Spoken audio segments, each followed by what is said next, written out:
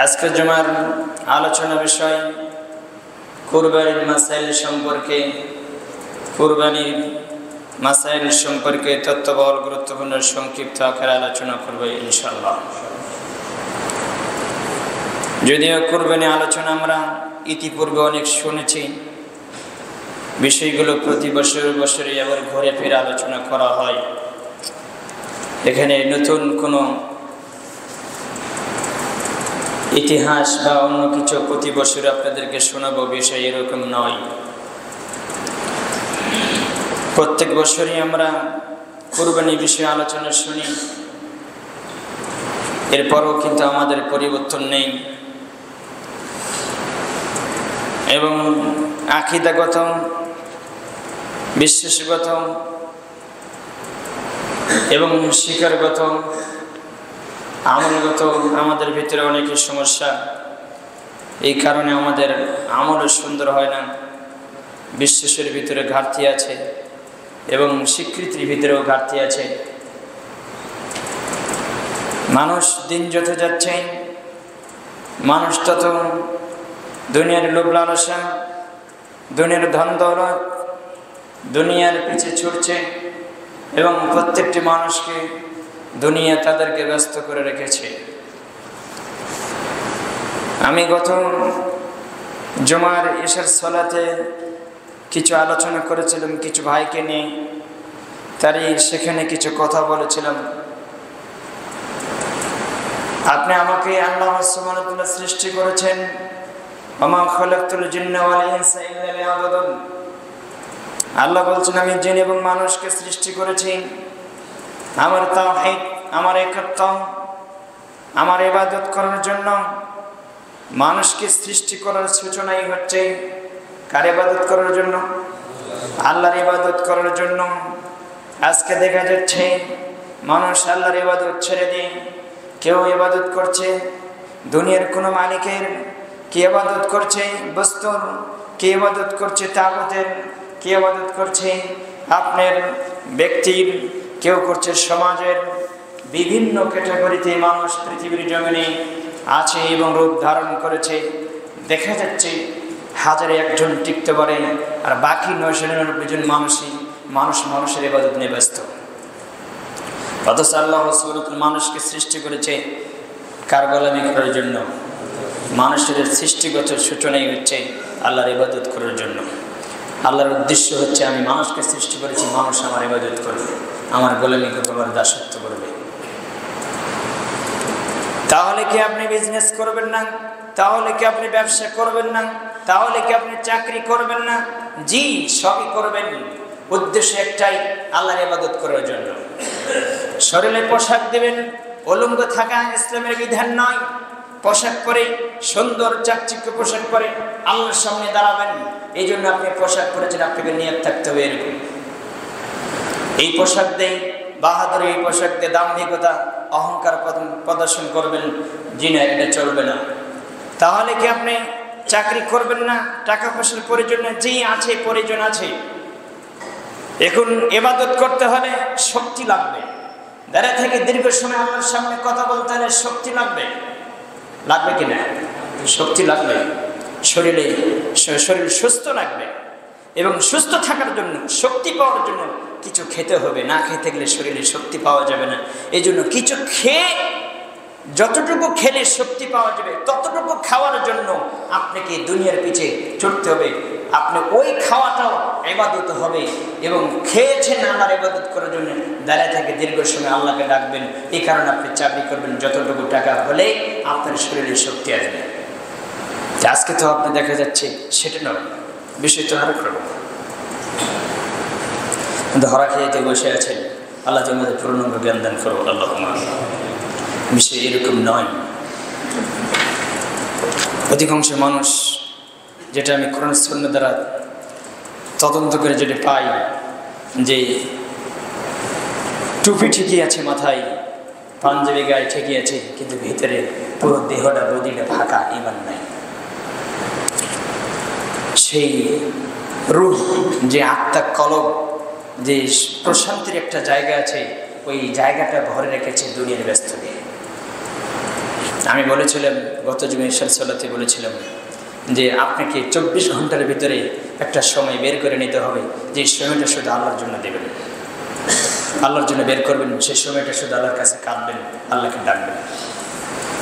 কিন্তু এইরকম মানুষ পাওয়া খুব কঠিন। বর্তমান দেখা যাচ্ছে সবাই ব্যস্ত, সেজদা লম্বা ঠিকই দেন কিন্তু আপনার পরিবর্তন কেন নেই? এরকম লোক আছে না? নেই। সেজদা লম্বা দিবে কিন্তু পকেটে টাকা আছে, কিন্তু টাকা খাপা দিবে না। জান্নাতে যাবে? আপনাকে আমি দেখাবো, আজকে প্রমাণ করে দিব আসলে জান্নাত কাদের জন্য।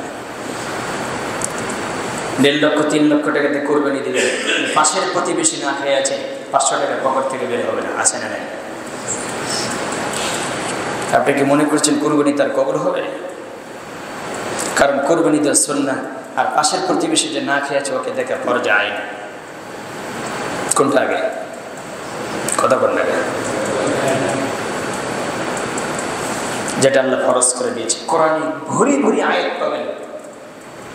আল্লাহ সুবহানাহু বলছেন, ভরি ভরি আয়াত পাবেন। وَإِذْ أَخَذْنَا مِيثَاقَ بَنِي إِسْرَائِيلَ لَا تَعْبُدُونَ إِلَّا اللَّهَ وَبِالْوَالِدَيْنِ إِحْسَانًا وَذِي الْقُرْبَى وَالْيَتَامَى وَالْمَسَاكِينَ وَابْنَ السَّبِيلِ। আসেন না? আল্লাহ বলছে যে আল্লাহর ইবাদত করো এবং আল্লাহর আদেশ। আল্লাহ বলছে পিতামাতার সাথে সদাচরণ করো, সুন্দর আচরণ করো, ভালো ব্যবহার করো এবং তোমার পাশের প্রতিবেশী, আত্মীয় স্বজন, নিকট আত্মীয় স্বজন এবং যারা পথচারী, মুসাফির, মিসকিন, ফকির, তাদেরকে তোমরা দেখো। এগুলো সুন্নাহ। কথা বল না, এগুলি কি খরচ? আল্লাহ তুমি আমাদের পূর্ণাঙ্গ জ্ঞান দান করো, আল্লাহুম্মা আমিন। আমি মাঝে মাঝে বলি, কোরআনে যে আলোচনা করি কাদের কাছে করি আল্লাহ তুমি ভালো জানো। পরিবর্তন কোথায়? যারা একটু 5 ওয়াক্ত সালাত পড়ে তাদের ভিতরে আমি দেখি না পরিবর্তন। আসলে বিষয়টা এরকম নয়। ইমানের ঘাটতি থাকলে তাহলে আপনার আমল সুন্দর হবে না। ইমান যদি পূর্ণাঙ্গ না হয় তাহলে আমল আপনার পূর্ণাঙ্গ হবে না। ইমান পূর্ণাঙ্গ হলে আপনার আমল পূর্ণাঙ্গ হবে। আল্লাহর আদেশ মানা যেমন নেকির কাজ, আল্লাহর নিষেধ মানা তেমনই নেকির কাজ। আল্লাহর আদেশ মানলেন কিন্তু আল্লাহর নিষেধগুলো মানলেন না, আপনি পাপ করছেন, অন্যায় করছেন, এটা পাপ। দুটোই মানে কি? ফরজ। দুটোই মানে কি? ফরজ। আসলে বিষয়টা কতটুকু বুঝি, তবে আলোচনা শুরু করার আগে আপনাদের সাথে কিছু কথা বলছি। সেটা হচ্ছে আপনার আশেপাশে যে ঘুমাই তাকে তুলে দেবেন, বাইরে যাবেন চোখ দিয়ে আসতে বলবেন, এখানে ঘুমানোর জায়গা না। এটা আপনার আমার প্রথম আপনাদের কাছে অনুরোধ। আর যতক্ষণ আলোচনা চলবে ততক্ষণ আমার দিকে তাকাই থাকবেন। মাথা নিচু দিকে যখন করবেন তখন আপনাকে শয়তান অ্যাটাক করবে। মাথা কেন নিচু দিকে হবে? যখন নিচু দিকে তখন আপনাকে ঘুম চলে আসবে, আসবেই, ধরে রাখতে পারবেন না।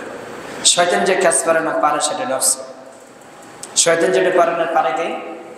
নফস। লাম্মারাত বিসুই সূরা ইউসুফের 53 নম্বর আয়াত আল্লাহ বলছেন নফসের কাজ শুধু মানুষকে পাপ করে না। নফসের কাজে কি? মানুষকে পাপ করে না, অন্যায় করাবে। শয়তান যেটা পারে না, যে কাজে হারিয়ে যায়, সে কাজে জয় লাভ করে কে? নফস। এই জন্য রাসূল সাল্লাল্লাহু আলাইহি ওয়াসাল্লাম বলছেন নফসের সাথে যে ব্যক্তি জিহাদ করতে পারবে সে হচ্ছে আসল মুজাহিদ। এই জন্য আপনাকে নফস ঠিক রাখতে হবে। এই যে নফস যদি আপনাকে বেকায়দায় না ফেলাতে পারে, সেকেন্ডে সেকেন্ডে পরিবর্তন হয়, এটা আপনাকে মনে রাখতে হবে। আল্লাহ তোমাদের জ্ঞান দান করো, আল্লাহুম্মা আমিন। যে বিষয়ে আমি আলোচনা শুরু করেছি সেটা হচ্ছে কুরবানির পুরাতন আপনাদের কাছে যে ঘটনা আমি বলবো সেটা হচ্ছে পুরাতন বিষয়, অনেক আগেকার বিষয়। ইব্রাহিম আলাইহিস সালামের জামানা থেকে শুরু হয়েছে মুহাম্মদ সাল্লাল্লাহু আলাইহি ওয়াসাল্লাম পর্যন্ত এবং কিয়ামত পর্যন্ত থাকবে। কুরবানি আল্লাহর নৈকট্য লাভের একটি প্রকৃত মাধ্যম, প্রকৃষ্ট মাধ্যম, যেটা দ্বারা আল্লাহ সুবহানাহু ওয়া তাআলার সন্তুষ্টি অর্জন করা যাবে। এতে ইব্রাহিম আলাইহিস সালামের সুন্নাত আমাদের সাথে সাথে এবং যে কুরবানিটা এটা ইব্রাহিম আলাইহিস সালামের সুন্নাত আদায়ের সাথে সাথে আমাদের প্রিয় মুহাম্মদ সাল্লাল্লাহু আলাইহি সাল্লাম যে রাসূল এসেছিলেন, যিনি আমাদের সকল নবীদের মাথার মুকুট, সকল নবীদের আপনার যেটা চুস্কৃত, যাকে দ্বারা আল্লাহ সুবহানাহু ওয়া তাআলা প্রথম জান্নাতের গেট খুলবেন, তিনি হচ্ছেন মুহাম্মদ রাসূলুল্লাহ সাল্লাল্লাহু আলাইহি সাল্লাম। কারো কোনো নবীর শব্দ হবে না আল্লাহর সামনে কথা বলতে এবং সুপারিশ করার জন্য। সকল নবী পাঠিয়ে দেবেন কার কাছে? নবী মুহাম্মদ রাসূলুল্লাহ সাল্লাল্লাহু আলাইহি সাল্লামের কাছে, তার কাছে যাও। তিনি সেজদায় পড়ে যাবেন দীর্ঘক্ষণ, আল্লাহ যতক্ষণ চাইবেন ততক্ষণ তাকে সেজদাইতে রাখবেন এবং পার্সোনালভাবে আলাদা তিনি জ্ঞান দিবেন, এলেম দিবেন বিছের মাঠে। সেই শব্দ দ্বারা, সেই এলেম দ্বারা আল্লাহকে ডাকবে। যে শব্দ দিয়ে ডাকবে সে শব্দের ডাকে আল্লাহ সাড়া নেয়, তিনি থাকতে পারবেন না। আল্লাহ সঙ্গে সঙ্গে দেখবেন মুহাম্মদ সাল্লাল্লাহু আলাইহি ওয়াসাল্লাম আপনি মাথা ওঠান, আপনি মাথা ওঠান না। মাথা ওঠানোর পর আল্লাহ বলবেন এবার আপনি যে বিষয়ে সুপারিশ করবেন সেই বিষয়ে আমি সুপারিশ কবুল করে নেব। তিনি কি? মুহাম্মদ রাসূলুল্লাহ সাল্লাল্লাহু আলাইহি ওয়াসাল্লাম। জান্নাত যেদিন থেকে আল্লাহ তৈরি করে রেখেছে, সৃষ্টি করে রেখেছে, সেদিন থেকে জান্নাতের গেটে একজন ফেরেশতাকে, পাহারাদারকে, প্রহরীকে দাঁড় করে রেখেছেন। যতদিন পর্যন্ত কিয়ামত না হবে, জান্নাতে যাওয়ার ফলাফল ঘোষণা না হবে, ততদিন পর্যন্ত ওই ফেরেশতা জান্নাতের গেটে দাঁড়িয়ে থাকবে। এবং মুহাম্মদ সাল্লাল্লাহু আলাইহি ওয়াসাল্লাম জান্নাতে না যাওয়া পর্যন্ত কোনো নবী, কোনো মানুষ জান্নাতে যেতে পারবে না। প্রথম গেট খোলা হবে কাকে দিয়ে? মুহাম্মদ সাল্লাল্লাহু আলাইহি ওয়াসাল্লামকে দিয়ে। তিনি হচ্ছেন আমাদের নবী। কথা বুঝলেন? এবং শুধু তাই নয়, প্রথম যে পুল সিরাত নাম শুনেছেন, যে পুলের উপর যে দণ্ডায়মান হবেন, দাঁড়াবেন, সেখানে মানুষ দেখবেন সে দৃশ্যগুলো। আসলে পড়াশোনা তো আপনারা করেন না, আপনারা তো আছেন দুনিয়া নিয়ে। একটু পড়বেন, একটু বুঝবেন, আল্লাহর সাথে একটু কথা বলবেন, নবীর সুন্নাহ একটু আপনি তদন্ত করবেন। সেই সময় জ্ঞান আছে, আপনার সাথে টাকা গুনবেন, সেটা তো রাখতেও পারেন না। রাখতে চেষ্টা করলে কি পারবেন? আজীবন দুনিয়ায় থাকবেন, থেকে এই ভয় কি হয় না যে নিঃশ্বাসের বিশ্বাস নেই, কখন যে ডাক আসবে আল্লাহর পক্ষ থেকে আমাকে নিয়ে যাবে। সেই বিবি বাচ্চা, ছেলে মেয়ে, ধাম দৌলত, যে যার পেছে এত ছোটা ছুটছি, সেগুলো পরেই থাকবে, আমার সাথে কিছুই যাবে না। এতটুকু জ্ঞান কি আমাদের ভিতরে হয় না? ওই আমি তো দেখি না। এরপরে তো আপনি রাখছেন বিল্ডিংয়ের পিছিয়ে। আমি পাড়াই জমি বলি, এত দৌড়দিলি কেন? বিল্ডিং করতে তো অনেক সময় লাগবে, ওই সময়টুকু আপনার আছে, আল্লাহ আপনাকে দিয়েছে, আপনি বলতে পারবেন? চোখ বন্ধ করে খুলবেন, এতটুকু সময় আল্লাহকে আপনাকে দিয়েছে কিনা এটা আপনি বলতে পারবেন না। আল্লাহ তোমাদের বুঝদার করো, আল্লাহুম্মা আমিন। বলছিলাম যে রাসূল সাল্লাল্লাহু আলাইহি ওয়াসাল্লামের যে বিষয়, তিনি যে বিষয়টি বলেছেন যে যাকে দিয়ে জান্নাতের গেট খোলা হবে, যেই নবী পুলের উপর দাঁড়াবেন, দৃশ্য দেখবেন, সূরা মারিয়ামের ৭১-৭২ নম্বর আয়াতগুলো দেখবেন, সেখানে আল্লাহ উল্লেখ করেছেন। আল্লাহ সুবহানাহু ওয়া তাআলা বলেছেন, আমি আল্লাহর ওয়াদা, আমি প্রত্যেকটি মানুষকে জাহান্নামের উপর দাঁড় করাবো, নবী রাসূলদেরকে দাঁড় করাবো, স্বচক্ষে জাহান্নাম না দেখা পর্যন্ত আমি জান্নাতে ঢোকাবো না। এবং সেখানে আল্লাহ সুবহানাহু ওয়া তাআলা বলেছেন, আমার ইচ্ছা, আমার তাশাউনা ইল্লা আইয়াশা, আমার ইচ্ছা আমি কাউকে ওখান থেকে মুক্তি দিতে পারি, আমার ইচ্ছা আমি কাউকে সেখানে হালাক করে জাহান্নামে নিক্ষেপ করবো। এটা আমার ইচ্ছা, ইখতিয়ার। এই আয়াত সূরা মারিয়ামের ৭১-৭২ নম্বর আয়াত সাহাবীরা পড়ে প্রত্যেকটি সাহাবী হাওমাও করে কাটছে মরার আগ পর্যন্ত। আমি কি নিশ্চিত আল্লাহ কখন থেকে আমাকে মুক্তি দিবে? এরকম কোরআনে কোন একটা কথা লেখা আছে আমার নাম ধরে? তা আমি যে খেলতে তামাশা করছি, আমি যে দুনিয়া নিয়ে ব্যস্ত আছি, তা আপনার অবস্থায় মনে হয় খবর দিয়েছে যে তুমি কোনো চিন্তা করো না, 2024 সালে বা 25-27 সালে তোমার মৃত্যু হলে তোমার জান্নাত হবে, এরকম লেখা আছে কোরআনে কোথাও? তো আপনি তো দেখি ঘুমাতেছেন কেন? আপনাকে পরিবর্তন হতে হবে। রাসূল সাল্লাল্লাহু আলাইহি ওয়াসাল্লাম বলছেন, আমি সেই পুলের মাঝখানে দাঁড়াবো, দেখবো অধিকাংশ মানুষ পুলের যখন ওই সিরাতের উপর উঠবে তখন কেটে পড়ে যাবে, জাহান্নামে নিক্ষিপ্ত হবে। এই দৃশ্য দেখে আমি মুহাম্মদ সাল্লাল্লাহু আলাইহি ওয়াসাল্লাম আমার কাছে বললাম, সাল্লিম সাল্লিম, হে আল্লাহ তোমার উম্মতের জন্য নিরাপত্তা দান করো। কথা বুঝলেন? মুহাম্মদ সাল্লাল্লাহু আলাইহি ওয়াসাল্লাম সর্বপ্রথম এই পুল পার হবে কে? মুহাম্মদ সাল্লাল্লাহু আলাইহি ওয়াসাল্লাম। তারপরে বাদ বাকি নবী রাসূল পার হবে। আমি আপনাদেরকে বোঝাতে পারছি না যে তিনি নবী কে। মুহাম্মদ রাসূলুল্লাহ সাল্লাল্লাহু আলাইহি ওয়াসাল্লাম তিনি বলেছেন, ইমাম মুসলিম কোট করেছেন বুখারী মুসলিমের হাদিস, তার মেয়ে ফাতেমাকে বলছে, ফাতেমা আমার ধন সম্পদ আছে, সেখান থেকে অরিসত্তর কিছু তুমি পাবে, মালিক কিছু চাইলে আমি তোমাকে দিতে পারবো, সেখান থেকে হ্যান্ড অফ করে আমি তোমাকে কিছু দিতে পারবো, তবে তুমি মনে রেখো ফাতেমা, কাল কিয়ামতের দিনে আল্লাহর সামনে থেকে তোমাকে আমি বাঁচাতে পারবো না। একজন নবী তার মেয়েকে বলছে, অথচ সে নাম জানছেন আপনারা জান্নাতে নারীদের সর্দারকে, কথা বলে তাকে আল্লাহর নবী বলছেন, তাই সে মেয়েকে বলছেন যে তুমি আল্লাহর সামনে থেকে নিজেকে বাঁচাও, তুমি নিজে জাহান্নাম থেকে নিজেকে বাঁচাও, আমি তোমাকে বিচের মাঠে আল্লাহর সামনে থেকে তোমার কোনো উপকার করতে পারবো না। কি বুঝলেন বললেন? তা আপনি যে দেখি হেলে খুলে আপনার দিন রাত পার হয়, আপনার পরিবর্তন কোথায়? আপনার তো উচিত 24 ঘন্টার ভিতরে 12 ঘন্টা শুধু আল্লাহর কাছে কাটতে হবে। আল্লাহুম্মা ইন্নী আউযু বিকা মিন আযাবি জাহান্নাম ওয়া আযাবিল কবর। হে আল্লাহ, তোমাকে জাহান্নাম থেকে বাঁচাও এবং কবরের শাস্তি থেকে বাঁচাও। দিন রাত কাটতে হবে। ওমিন ফিতনাতিদ দুনিয়া, এবং দুনিয়ার ফিতনা থেকে বাঁচাও। কারে যে বোঝায়, আল্লাহ তুমি দেখতেছো সব কিছু, এই জাতিকে তুমি পরিবর্তন করে দাও, আল্লাহুম্মা আমিন। তো বলছিলাম কুরবানি একটা সুন্নাহ বিষয়, আর বাদ বাকি কত খরচ যদি আমাদের ছুটে যে আছে, যারা বিকল্প নেই, যারা বিকল্প নেই, আল্লাহ তোমাদের বোঝার তুমি তৌফিক দান করো, আল্লাহুম্মা আমিন। বলছিলাম ইব্রাহিম আলাইহিস সালামের সুন্নাত আদায়ের সাথে সাথে প্রিয় রাসূল মুহাম্মদ সাল্লাল্লাহু আলাইহি ওয়াসাল্লামের এখান থেকে কিছু কথা বলে আল্লাহর নবীর পরিচয় দিলে মাত্র এখানে যে মুহাম্মদ সাল্লাল্লাহু আলাইহি ওয়াসাল্লামের সুন্নাত পালন করা হয়, কেননা তিনি নিজে কুরবানি করেছেন এবং তার উম্মতের জন্য অনুসরণীয় আদর্শ হিসেবে অবশিষ্ট রেখে গিয়েছেন। অতঃপর কিয়ামত পর্যন্ত কুরবানি বিধান বলবৎ থাকবে ইনশাআল্লাহ। এর গুরুত্ব ও তাৎপর্য অত্যধিক, এর গুরুত্ব আছে না, কুরবানির নেকি আছে না। তবে আপনাকে আমি জাল যে হাদিস শোনাবো না, মানুষের কিচ্ছা কাহিনী শোনাবো না, জঙ্গলের স্বপ্নে দেখেছে বাবা, ওই স্বপ্নের কাহিনী আপনাকে আমি শোনাবো না। কোরআন সুন্নাহ যেটা আছে আপনাকে সেটাই শোনাবো। এরই আপনার নেকি আপনি নিয়ে যদি কবরে যেতে পারেন, তাহলে ইনশাল্লাহ জান্নাত হবে, টেনশনের কোনো কারণ নেই। তে কিয়ামত পর্যন্ত থাকবে, এর ফজিলত অত্যধিক।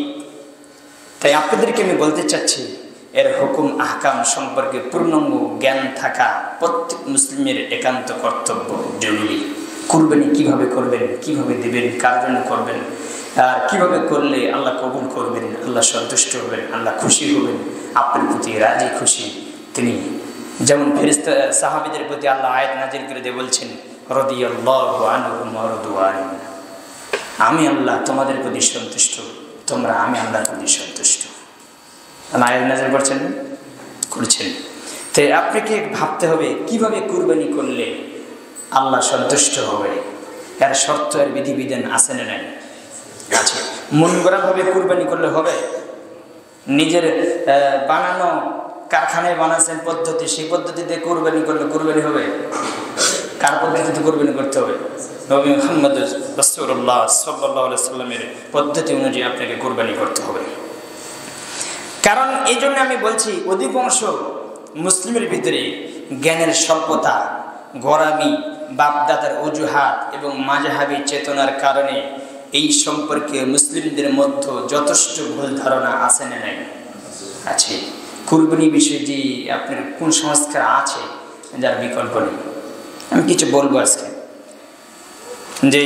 যে বিষয়গুলো সংক্ষিপ্ত আকারে তুলে ধরব, আসবে আলোচনা। তবে কাগজটা সংগ্রহ করবেন আপনারা সবাই, আজকে জুমার খুতবার কাগজটা। প্রথম যে পয়েন্টে আমি আলোচনা করব, প্রথম আপনার উদ্দেশ্য থাকতে হবে কুরবানি করবেন আল্লাহর সন্তুষ্টি লাভ করা। কি লাভ করা? আল্লাহর সন্তুষ্টি লাভ করা। আল্লাহর সন্তুষ্টি তখন হবে আপনি কুরবানি করবেন আল্লাহর জন্য, এবং পদ্ধতি হবে কার? পদ্ধতি মুহাম্মদ সাল্লাল্লাহু আলাইহি ওয়াসাল্লাম বানাছেন, ও পদ্ধতি কার? আল্লাহর। কথা বুঝলেন? সবই কার? আল্লাহর। মাঝখানে সামরিকভাবে আপনাকে দুনিয়ার ক্ষেত্রে কিছুদিনের জন্য মালিকানা আপনি করেছেন। একবার দেখবেন পশু প্রাণী, জিন, ইনসান যে আছে, আরও যে আল্লাহর সৃষ্টি আছে, গাছগাছালি, ফেরেশতা, আল্লাহ সৃষ্টি না, তারই ভিতরে যত আল্লাহর সৃষ্টি আছে দুইটা জাতিকে আল্লাহ স্বাধীন করে দিয়েছেন, ইচ্ছে মতো চলার স্বাধীন করে দিয়েছেন। কথা বলছেন? আর বাদ বাকি যত সৃষ্টি আছে তারা নিজের স্বাধীনে চলতে পারে না, আল্লাহর অর্ডারে চলে। সেই জাতিগুলো কারা? দুইটা জাতি, একটা হচ্ছে জিন আর একটা কারা? মানুষ। এই মানুষকে আল্লাহ স্বাধীন করে দিয়েছেন, করো তুমি ভালো, না করো তুমি মন্দ, তোমার ইচ্ছা। ফেরেশতাদের স্বাধীনভাবে চলে, কথা বলেন না? এই পশু প্রাণী নিজেরা স্বাধীনভাবে চলে? জিনা। আপনি দেখবেন বিস্তারিত পাবেন, সূরা নূর খুলে দেখবেন 40 নম্বর আয়াত থেকে দেখবেন আল্লাহ সেখানে উল্লেখ করেছেন। আপনি মনে করছেন এই সালাত শুধু তাদের জন্য দিয়েছে, আমাদেরকে দিয়েছেন? এই সালাত তারাও আদায় করে। আল্লাহ বলেছেন 37 নম্বর আয়াত আনাম খুলে দেখবেন, এই যে পিপিলিকা, এই যে গাছগাছালি, এই যে কীটপতঙ্গ জড়বস্তু, আল্লাহ বলছেন প্রত্যেকটি পিপিলিকার দল, মৌমাছির দল, মাকড়সার দল এবং আরো যে কীটপতঙ্গ যেগুলো ছোট ছোট সৃষ্টি আল্লাহর আছে, আল্লাহ বলছেন এরা সবাই হচ্ছে একটা উম্মাহ। এদের ভিতরে কি আছে? আপনি মনে করেন শুধু আমরা একজন উম্মাহ, জি না, তারাও কি উম্মাহ। তাদের ভিতরে নেতৃত্ব আল্লাহ দেয় নাই? দিয়েছে। 18 নম্বর আয়াত সূরা খুলে দেখবেন, সেখানে আল্লাহ উল্লেখ করেছেন সূরা নামলের 27 নম্বর সূরা, পিপিলিকার সূরা আল্লাহ যেটা সেখানে উল্লেখ করেছে। সুলাইমান আলাইহিস সালাম একদিন আপনার দল বাহিনী নিয়ে, সৈন্যবাহিনী নিয়ে বের হচ্ছেন। তিনি দেখতে পারলেন একটা পিপিলিকা দুবলে ঘাসের উপরে মাথা উঁচু করে, যে পিপিলিকার নেতারা শিখে নেন ক্ষমতা কারে বলে। শুধু মনে করেন না ক্ষমতা পেয়েছে মানে আত্মসাৎ করবো, বেতন পান 3 টাকা, বিল্ডিং হলে 10 টাকা, আপনি পাইলেন কোথায়? কথা কয় না, কথা বল না কেন? বাস্তবিক না, বেতন পায় 40,000 টাকা, ও বাড়ি করে রাখছে আপনার 500 কোটি টাকা, পাইল কই এত টাকা? জনগণের টাকা আত্মসাৎ করে আছে, কথা ঠিক কিনা? এটাই বাস্তব। তো পিপিলিকা দাঁড়ে বলছে, হে পিপিলিকার চেলাপাড়ি সৈন্য দল তোমরা, আমি তোমাদের যিনি আমাকে দায়িত্ব দিয়েছেন, আমি সে আল্লাহকে ভয় করি, সে আল্লাহর জন্য আমি তোমাদের সাথে কথা বলছি। কি ভয় করেন? সেই পিপিলিকা বলছে, তোমরা যে যেখানে যে অবস্থায় আছো, পিপিলিকার একটা স্বভাব আছে, যখন তারা যেভাবে চলে একটা সিরিয়াল ভাবে চলে, দেখেন এলোমেলো হয়ে চলে না, কিন্তু আপনি তো এলোমেলো হয়ে চলেন। খান ভালো ভালো, খাওয়ার স্টাইল দেখলে কি, কিন্তু আল্লাহর ইবাদত করতে খুব কষ্ট হয় না? প্রত্যেকটি খাদ্যের জবাব আপনাকে দিতে হবে। আল্লাহ বলছে প্রত্যেকটি নিয়মত সম্পর্কে আমি জিজ্ঞাসা করবো। সূরা তাকাসুর করে দেখেন শেষের আয়াত। তো এবার তিনি বলছে, হে পিপিলিকার চালাপাড়ি, তোমরা যে যেখানে আছো, তোমরা তোমাদের গর্তে ঢুকে পড়ো, তোমরা তোমাদের বাসায় ঢুকে পড়ো। কারণ ওই যে তাকিয়ে দেখো, সুলাইমান আলাইহিস সালাম সৈন্যবাহিনী নিয়ে আসতেছে, তাদের পায়ের নিচে যদি তোমরা পড়ো তাহলে তোমরা পিষে মারা যাবে। তোমরা যদি আমি থাকা অবস্থায় তোমরা যদি মারা যাবে, তাহলে কাল কিয়ামতের দিনে আল্লাহর কাছে আমার জবাবদিহি করতে হবে। একজন পিপিলিকা এই কথা বলছে, তোমরা যদি মারা যাও তাহলে আমাকে জবাব দিতে হবে, কারণ আমাকে আল্লাহ রাসূলের দায়িত্ব দিয়েছেন, কুল্লুকুম রাইন ওয়া কুল্লুকুম মাসউলুন আন রাইয়্যিহি, বুখারী হাদিস। এই দৃশ্য সুলাইমান আলাইহিস সালাম শুনলেন, পিপিলিকার বক্তব্য, পশু প্রাণীর বক্তব্য, কথা শুনতে পারছেন কে? সুলাইমান আলাইহিস সালাম। তিনি তার হাতের তালুর উপর ধরে নিয়ে বলছেন, তুমি কি বলছো? মুস্কি হাসিতে বলছেন সুলাইমান আলাইহিস সালাম যে একটা পিপিলিকা আল্লাহকে যেভাবে ভয় করে, ততটুকু ভয় আপনি উত্তম যদি কুনতুম খায়রা উম্মাতিন উখরিজাত লিন-নাস, আল্লাহ বলছেন আমি তোমাদেরকে উত্তম করে বের করেছি। তা'মুরুনা বিল মা'রুফ ওয়া তানহাউনা আনিল মুনকার, তোমরা সৎ কাজ আদেশ করবে, অসৎ কাজ থেকে নিষেধ করবে মানুষকে। আর এই উত্তম জাতি হে, আমাদের কাজ সবগুলো অনুত্তম, কথা ঠিক কিনা? তো পিপিলিকার ভিতরে যে আল্লাহর ভয় আছে, এতটুকু ভয় আপনার আমার ভিতরে নেই। তাহলে কোরআনের কাছে ফিরে যেতে হবে। কোরআন কি বলছি? আল্লাহ সব কথা কোরআনে উল্লেখ করেছে। বলছিলাম যে কোনো কাজ আপনাকে কারোর জন্য করতে হবে, আল্লাহর সন্তুষ্টির জন্য করতে হবে। এখন আল্লাহর সন্তুষ্টি পেতে হলে তাহলে নিজের কারখানায় যে পদ্ধতি বানানো আছে, ওই পদ্ধতি অনুযায়ী ইবাদত করলে আল্লাহ সন্তুষ্ট হবে। তাহলে কোথায় যেতে হবে? এখন কোন সুন্নতে পড়তে হবে না, সারাদিন শুধু ইনকামের ভিতরে থাকবেন, তাহলে সেইটা আপনার কাছে চলে আসবে। কি মনে করেন? কথা বলে পড়েন কই? আপনি একটু বিবেচনা করে দেন, আজকে কিসের দিন? জুমার দিন। সূরা কাহাফ 10টা আয়াত পড়বেন এবং পড়েছেন 10 আয়াত কি একটা জুমা কেন? 10 বছর, আপনার বয়স 70 বছর হয়ে গেছে, 70 বছরের ভিতরে একদিনও করেন, এরকম লোক আছে। কথা ঠিক কিনা? তো কি পরিবর্তন হবে? দেখি কি মনে করেন? ওর জন্য আল্লাহ জাহান্নাম বেঁধে রেখেছে, শুধু মরে নেই এই জন্য যায় না। প্রস্তুত থাকেন, দিন আপনাকে অর্জন করতে হবে। যতটুকু অর্জন করলে জান্নাত হবে ততটুকু আপনাকে অর্জন করতেই হবে, জীবন মরণ বাজি রেখে। আল্লাহ তোমাদের বুঝদান করো, আল্লাহুম আমিন। আল্লাহর সন্তুষ্টি লাভ করা প্রথম পয়েন্ট, আল্লাহর সন্তুষ্টি। কুরবানির উদ্দেশ্য হবে আল্লাহর সন্তুষ্টি লাভ করা। আল্লাহর সন্তুষ্টি লাভ করার জন্য আপনাকে এবার কোরআনে ফিরে যেতে হবে। আল্লাহ সেখানে বলেছেন, সূরা হজ 37 নম্বর আয়াত আল্লাহ বলেছেন, লা ইয়ানালাল্লাহু লুহুমুহা ওয়ালা দিমাউহা ওয়ালাকিন ইয়ানালুহুত তাকওয়া মিনকুম। আল্লাহ সুবহানাহু ওয়া তাআলা বলেছেন, আল্লাহর কাছে তোমার এই কুরবানির পশুর গোশত, রক্ত পৌঁছে না। আল্লাহর কাছে তোমার যে জিনিসটা পৌঁছে সেটা কি? তাকওয়া। তাকওয়া কি? তাকওয়া কি জিনিস? যার ভিতরে যত তাকওয়া, ঈমান, আল্লাহর ভয়, যার ভিতরে যত তাকওয়া জাগবে তত সে আল্লাহকে ভয় করবে। যার ভিতরে তাকওয়ার যত কমতি হবে তত সে আল্লাহকে ভয় করা থেকে দূরে থাকবে। এই জন্য আল্লাহ বলেছেন, কুরবানির রক্ত, কুরবানির গোশত, ওই পশুর গোশত, পশুর রক্ত আল্লাহর কাছে পৌঁছে না, পৌঁছে তোমার হৃদয়ের তাকওয়া। আসলে তুমি তোমার অন্তরে কি বলে? তোমার অন্তর আসলে তুমি কার জন্য করছো? কথা বুঝেন? এই তাকওয়ার বিশ্লেষণ দিলে আপনাকে শেষ করা যাবে না। আমি সংক্ষিপ্ত আকারে শুধু বলবো, মূল মূল পয়েন্টগুলো আপনাকে আমি ধরে দেব। কারণ প্রতি বছরে বলা আছে যে আল্লাহ সুবহানাহু ওয়া তাআলা মানুষের তাকওয়া দেখে।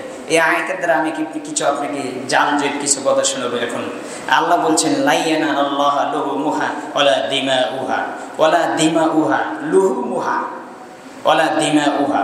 আল্লাহ বলছেন তোমাদের কুরবানির রক্ত, কুরবানির গোশত, কুরবানির রক্ত, কুরবানির গোশত আল্লাহর কাছে পৌঁছে না। পৌঁছে কি? গোশত তো তোমরাই খাও, রক্ত তো জমিনে পড়ে নষ্ট হয়ে যায়। এটা কি পৌঁছে? আল্লাহ আসমানে নিয়ে যায় যে কুরবানি দিয়েছে, গোশত কিছু দাও, আমার ফেরেশতাদেরকে দিব, এরকম বিষয়? খান আপনি, মাঝখানে জিনিসটা কি যাবে? তাকওয়া। আসলে কার জন্য করেছেন? উদ্দেশ্য দেখি আপনাকে। তো এই আয়াত বলছে যে আল্লাহর কাছে যায় তোমার তাকওয়া। তাহলে আপনি যে বলছেন কুরবানির খুর, কুরবানির প্রাণীর পশুর রক্ত, তারপরে হাত পা, তারপরে শিং, তারপরে লোম, এগুলো কিয়ামতের দিনে বিচারে মামলায় ডালি পাল্লে ওজন করা হবে, শুনেছেন না? কথা বল না কেন? মিথ্যা, এখান থেকে বেঁচে থাকতে হবে। এগুলো আপনাকে মিথ্যে শোনানো হয়েছে, কথা বুঝেন? আবার আপনাকে পুল ছেড়ে পার করে দেবে কুরবানি পশু, আপনাকে তার পিঠের উপর তুলে কুরবানি পশু আপনাকে ওখানে পার করে দেবে। চিন্তা করছেন আপনি? মানুষের দ্বারা থাকতে পারবে না, পশুর তো 4 পা হলে ওখানে দ্বারা থাকবে। ধান্দা কত মানুষের! এই জন্য কিছু মানুষের নাকি দেয় বড় বড় কুরবানি দিলে শক্তি বেশি হবে, আমাকে পার করে নিয়ে যাবে। বিষয় এরকম নয়, কথা বুঝেন? পশু প্রাণী হিসেব হবে, তবে তারা জান্নাত জাহান্নামে যাবে না। মানুষের জন্য, যে ইনসানের জন্য জান্নাত জাহান্নাম আল্লাহ রেডি করে রাখছে। তো এখানে বোঝা যাচ্ছে যে কুরবানির যদি আপনি বলেন রক্ত আল্লাহর কাছে পৌঁছে, যদি শিং, তারপরে নোম, আরও কিছু বলে। আগেকার মানুষ বলতো যে তোমরা মহিষ কুরবানি দিও না, মহিষের কাছে লোম কম, গরু কুরবানি দাও, গরুর গায়ে লোম বেশি, প্রত্যেক লোমের পরিমাণ নেকি হবে 1 টাকারে। মিথ্যা কথা, কথা বুঝেন? এগুলো মিথ্যা থেকে বেঁচে থাকবেন। কোরআনের আয়াত দ্বারা আপনাকে বুঝেন। যদি আপনি বলেন যে আল্লাহর কাছে লোম, খোর এগুলো ওজন করা হবে, এগুলো পৌঁছে যায়, তাহলে কোরআনের আয়াত মিথ্যা হবে। নাউজুবিল্লাহ। আল্লাহ বলছে তাকওয়া পৌঁছে, তোমাদের আর কিছু পৌঁছে না। তাহলে এই আয়াত প্রমাণ করে কি পৌঁছে? তাকওয়া পৌঁছে। এবার একটা হাদিস নেন, মুসলিমের হাদিস এবং মিশকাতেও পাবেন, 5314 নম্বর হাদিস কোট করেন।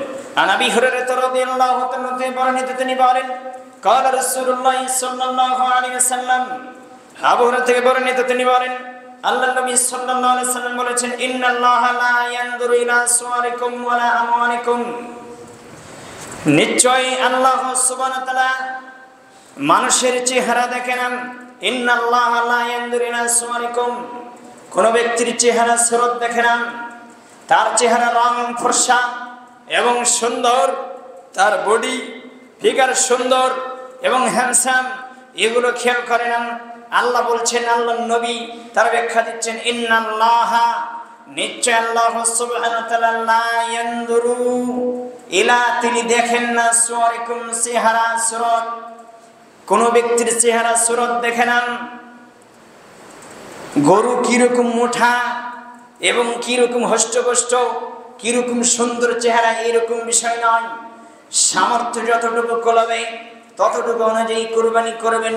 তবে এখানে বিন্দু মাত্র সরিষা পরিমাণ যদি আপনার অন্তরে না জাগে, মানুষ বলবে আমি বড় কুরবানি দিয়েছি, মানুষ বলবে আমি সুন্দর কুরবানি দিয়েছি, তাহলে কুরবানি বাতিল হয়ে যাবে, শিরকে হয়ে যাবে। এখান থেকে আপনাকে বেঁচে থাকতে হবে। তা আল্লাহ বলছেন, আল্লাহর নবী বলছেন, ইন্নাল্লাহা লা ইয়ানজুরু ইলা সুওয়ারিকুম, আল্লাহ কারো চেহারা দেখে না, ওয়ালা আমওয়ালিকুম, কারো ধন সম্পদ দেখে না, কি পরিমাণ তোমার ধন সম্পদ আছে আল্লাহ এগুলো খেয়াল করে না। তাহলে আল্লাহ কি দেখে? ওয়ালাকিন ইয়ানজুরু ইলা কুলুবিকুম, আল্লাহ মানুষের অন্তর দেখে। কি দেখে? কি দেখে বলেন? অন্তর দেখে, তার অন্তরে কি আছে। ইলা কুলুবিকুম ওয়া আমওয়ালিকুম, এবং তার আমলটা কতটুকু শুদ্ধ হয়েছে, কতটুকু ভালো হয়েছে, তার কাজটা কতটুকু আমি আল্লাহর পদ্ধতি অনুযায়ী হয়েছে, আমার নবী মুহাম্মদ সাল্লাল্লাহু আলাইহি ওয়াসাল্লামের সুন্নাহ অনুযায়ী হয়েছে, আল্লাহ এটা দেখেন। হাদিসের সাথে কোরআন আয়াত মিলছে কিনা? মিলে গেছে। তো বোঝা যাচ্ছে আল্লাহ সুবহানাহু ওয়া তাআলা কারো চেহারা দেখেন না। এখানে কিছু ভাইয়ের ভিতরে আমি সমস্যা দেখতেছি, যেটা আমি প্রায় পাচ্ছি। সেটা হচ্ছে, আপনি কান খাড়া করে শুনবেন যে সুমআ হচ্ছে মানুষকে শোনানো। কি? মানুষকে, আপনি জানেন এত টাকাতে কুরবানি করছি আমি, আপনি কাকে শোনালেন? আর কুরবানি হবে না, কারণ আপনার ভিতরে রিয়া চলে এসেছে। রিয়া মানে কি? শিরক। শিরক যেখানে থাকে সেখানে আর আমল থাকে না, নেক আমল চলে যায়। কেন বলতে যাবেন আপনি? 1 লক্ষ দিয়েছেন না 1.5 লক্ষ দিয়েছেন, কত বড় দিয়েছেন কে জানে? আপনার মালিককে। তাকে বলেন, আপনি আমার কাছে শোনার লাভ কি?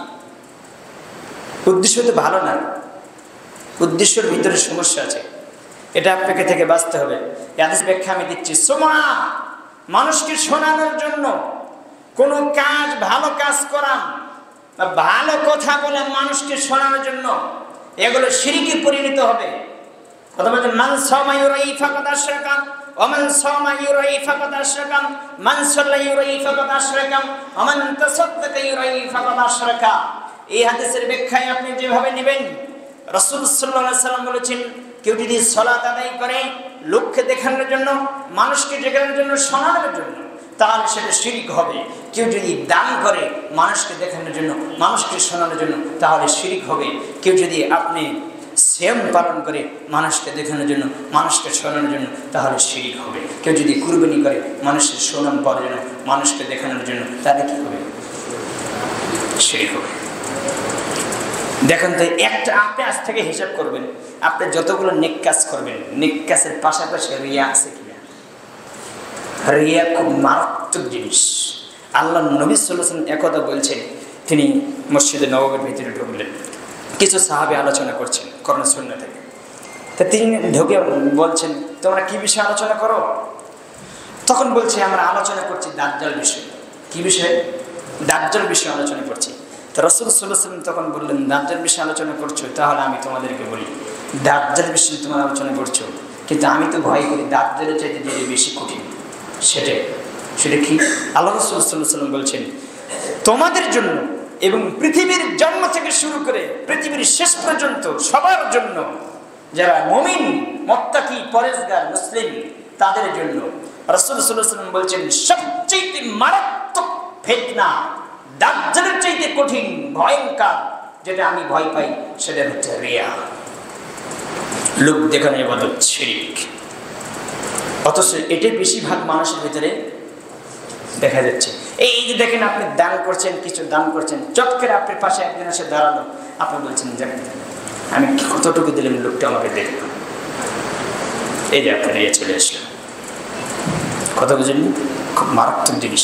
শয়তান আপনার অন্তরে জায়গায় দিবেই। আপনার দান, আপনার ভালো কাজ কিভাবে নষ্ট করতে হবে এটা শয়তান কি করবে? আপনার অন্তরে জায়গায় দেবে, খটকা লাগাবে। নফস তো আছে, খুব সাবধানে, খুবই জটিল এবং খুবই কঠিন। রিয়া মুক্ত আপনাকে ইবাদত করতে হবে। এই জন্য সুমআ, লোক দেখানো। তারপরে আরেকটি আছে যে এতে আল্লাহর সন্তুষ্টি অর্জন করা আসল উদ্দেশ্য থাকে না। যখন মানুষকে শোনালেন, মানুষকে দেখালেন, তখন কিন্তু আল্লাহর সন্তুষ্টির উদ্দেশ্য থাকে না। থাকে? আর থাকে না। ওই জিনিসের একটা মজা, স্বাদ আর থাকে না। গোপনে আল্লাহকে ডাকবেন, আল্লাহর সাথে কথা বলবেন, গোপনে দান করবেন, ওটার যে মজা, আর যদি প্রকাশ্য আপনার ভিতরে রিয়া চলে আসলো, ওটার আর মজা এক না। দুটোর 8 দিন পার্থক্য আছে। এটা খুব কঠিন কাজ, এটা যদি আপনার ভিতরে না থাকে। আর আরেকটি আছে যে শোনানো এবং দেখানো উভয়ই অর্থ বোঝানোর জন্য তাগিদ হিসেবে নিয়ে আপনার কাজ করা হয়েছে এবং বলা হয়েছে। বিপরীত শব্দ হচ্ছে ইখলাস, আল্লাহর সন্তুষ্টি অর্জনের জন্য একনিষ্ঠভাবে কোনো কাজ করা। আপনাকে যে কাজ করবেন, আপনি সেই কাজের ভিতরে ইখলাস থাকতে হবে। ইখলাস ছাড়া কোনো ইবাদত আল্লাহর কাছে কবুল হবে না। ওমা উমিরু ইল্লা লিয়াবুদুল্লাহা মুখলিসিনা লাহুদ্দিন হুনাফা। সালাত পড়ে আল্লাহ বলছেন, আল্লাহ নবী বলছেন, আমাকে আদেশ করা হয়েছে, ওমা উমিরু ইল্লা লিয়াবুদুল্লাহ মুখলিসিনা লাহুদ্দিন, আমাকে আদেশ করা হয়েছে, আমাকে আদেশ করা হয়েছে একনিষ্ঠতার সাথে, খুলুসের সাথে, দীনতার সাথে, বিশুদ্ধ চিত্তে লিয়াবুদুল্লাহ, কার ইবাদত করবে? আল্লাহর ইবাদত করবে একনিষ্ঠতার সাথে, ইখলাসের সাথে। হুনাফা শব্দ উল্লেখ করছে। কয়েকটি, একটা কথা বলার জন্য আল্লাহ কয়েকটি শব্দ দিয়েছে এখানে।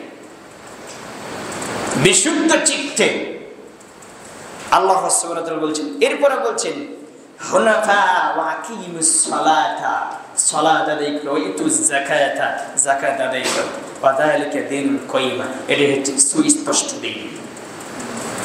দেখেন, ইখলাসের সাথে ইবাদত করা খুব কঠিন। আজকে যদি আপনার ফিল্টারিং করা হয় ইখলাসের সাথে, তাহলে অধিকাংশ মানুষ ফেল। তো একটা বিষয় আমি এত কথা বলছি যে রাসূল সাল্লাল্লাহু আলাইহি ওয়াসাল্লাম বলছেন, আল্লাহ সুবহানাহু ওয়া তাআলা কারো চেহারা দেখে না, কারো ধন সম্পদ দেখে না। আল্লাহ দেখেন তার কি? তার অন্তর। তার অন্তরটা কি বলে, আর দেখেন তিনি তার আমল। এই জন্য আপনাদেরকে আমি বলছি, সেখানে সুমআ, রাতে গভীর রাত্রে, রাতের একটা উঠে তাহাজ্জুদ সালাত পড়ছেন, এখন রাতে সালাত পরে হাওয়া মগর কাটছেন, এখন ফজরের সালাত এসে আমার কাছে বলছেন, ইমাম সাহেব জানেন কি হয়েছে আজকে? আরে কোয়েন আছে, রাতের 1টার দিকে উঠে 8 রেখাত সালাত পড়েছে, 3 রেখাত বেদে 1 রেখাত সালাত পড়ে এত কাদা কাটছি, তা আমার কাছে বলার কি দরকার? আপনি আমাকে কি শুনালেন বলেন তো?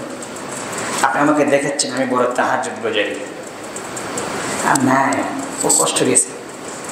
এই রাসূল সাল্লাল্লাহু আলাইহি ওয়াসাল্লাম বলছেন, অধিকাংশ মানুষ রাত জাগরণ করে, কিন্তু রাত জাগরণ করে তো শুধু এমনি কিছুই পায় না। অধিকাংশ মানুষ আপনার দিনের সিয়াম থাকে, শুধু না খেয়ে থাকে, ওই সিয়ামের দ্বারা সে কিছুই হাসিল করতে পারে না। জি না, ভালো কাজ করেন কখনো বলবেন না, মন্দ কাজ করে কার কাছে বলবেন না। কারণ আপনি এখন বলছেন যে বন্ধুরে, রাতেতে আমি এই আকাম করেছি, এই কুকর্ম করেছি, জানিস কি করেছি? এখন আপনি সকালে এসে বন্ধুর কাছে সব বলে বললেন, এই পাপ আর ক্ষমা হবে না। এটা সাক্ষী হয়ে গেছে, বুখারী হাদিস। এই পাপ আর ক্ষমা হবে না, এই পাপ ক্ষমা হবে শাস্তি হওয়ার পরে। দেখেন তো এরকম পাপের সাথে আমরা জড়িত আছি কিনা। এই যে ঘুমাইতেছে, এই ঘুমন থেকে একটু দূরে রাখবেন। আর বিষয় আসে, বুঝে আসে না ঘুম কিভাবে আসে। এত ঘুম কেন? এত ঘুম হবে কেন? আপনি কি দুনিয়াতে পৃথিবীর জীবনে ঘুমানোর জন্য এসেছেন? সাহাবীদের জীবনে তাকিয়ে দেখেন, তারা জেনে জিহাদ করেছেন, রাতে সারা রাত আল্লাহর কাছে কাঁদেছেন। তাদের ঘুমানোর সময়টা কই আমি দেখি না তো। সাদ রাদিয়াল্লাহু তাআলা 6 মাস বেঁচে ছিলেন ইসলাম গ্রহণ করার পরে। কয় মাস? অমুসলিম ছিলেন, কাফের মুশরিক ছিলেন, ইসলাম গ্রহণ করার পরে মুসলিম হয়েছেন। মুসলিম হওয়ার পরে 6 মাস বেঁচে ছিলেন। 6 মাসে তিনি কি আমল করেছেন? তিনি যেদিন মারা গিয়েছেন, আল্লাহর আরশ কেঁপেছে। এবার আপনি বলেন তিনি কি ব্যক্তি ছিলেন? তিনি যখন মৃত্যুবরণ করেছেন তার জানাজার সালাতে আল্লাহ সুবহানাহু ওয়া তাআলা আকাশ থেকে ৭০,০০০ ফেরেশতা পাঠিয়ে দিয়েছেন, তার জানাজার সালাতে অংশগ্রহণ করেছেন। নবী মুহাম্মদ রাসূলুল্লাহ তাকে কাফন দাফন করেছেন, তাকে কবরে শুয়েছেন। তারা জীবনটা কি ৬ মাসে কি করেছেন বলেন? এবার ৬ মাসে কিভাবে গড়াচ্ছেন তারা জীবনটা? আপনার মতো আপনি ৭০ বছর সময় পেয়েছেন, এরপর আপনি পরিবর্তন নেই, এরপরও আপনি আশা করে আছেন আল্লাহ ক্ষমাশীল। ঠিকই আছে, ক্ষমাশীল তার জন্য যে সর্বক্ষেত্রে সর্বাবস্থা আল্লাহর বিধিবিধান মানার জন্য প্রস্তুত এবং আত্মসমর্পণ করেছেন, মেনেছে। জীবনে কর বেকার চলতে ফিরতে রাস্তায় যে উঁচু নিচু আছে, কেউ হুটস খেয়েছে বা কোনো আঘাত পেয়েছে বা কোনো পাপে জর্জরিত হওয়ার সঙ্গে সঙ্গে ক্ষমা চেয়েছে, আল্লাহ এর জন্য ক্ষমাশীল। ওই বদকারের জন্য নাই যে দিন রাত শুধু পাপের সাথে জড়িত, ওর জন্য না। কথা বুঝেননি? ক্ষমাশীল কাদের জন্য? মুমিনদের জন্য। আল্লাহ তোমাদের বোঝার এবং মানার তুমি তৌফিক দান করো, আল্লাহুম্মা আমিন। দুটি বিষয় আমি আলোচনা করলাম, একটা বিষয় আলোচনা করলাম। ২ নম্বর পয়েন্ট হচ্ছে কুরবানি করা সুন্নাত না ফরজ? সুন্নাত, গুরুত্বপূর্ণ সুন্নাত। কুরবানি করা গুরুত্বপূর্ণ সুন্নাত। এই সুন্নাত আপনাকে বাস্তবায়ন করতে হবে।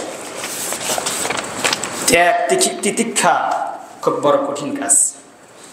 রাসূল সাল্লাল্লাহু আলাইহি সাল্লাম, নবী মুহাম্মদ সাল্লাল্লাহু আলাইহি সাল্লাম আল্লাহর নবী, কিন্তু তিনি ধর্মস্থ ছিলেন না। তিনি যাকে বিবাহ করেছেন তার নাম খাদিজা। কথা বোঝেননি? খাদিজা নিজে প্রস্তাব দিয়েছেন রাসূল সাল্লাল্লাহু আলাইহি সাল্লামকে বিবাহ করবেন, এবং রাসূল সাল্লাল্লাহু আলাইহি সাল্লাম তিনি মহারানা দেবী বিবাহ করেছেন। ৫০০ স্বর্ণ মুদ্রা রাসূল সাল্লাল্লাহু আলাইহি সাল্লাম দিয়েছেন, তাকে দিয়ে বিবাহ করেছেন, মহারানা দিয়েছেন। সেই কালে খাদিজাদের ধন সম্পদ ছিল না, আরব ভূখণ্ডের ২য় নম্বর ধনী ছিলেন খাদিজা রাদিয়াল্লাহু আনহা।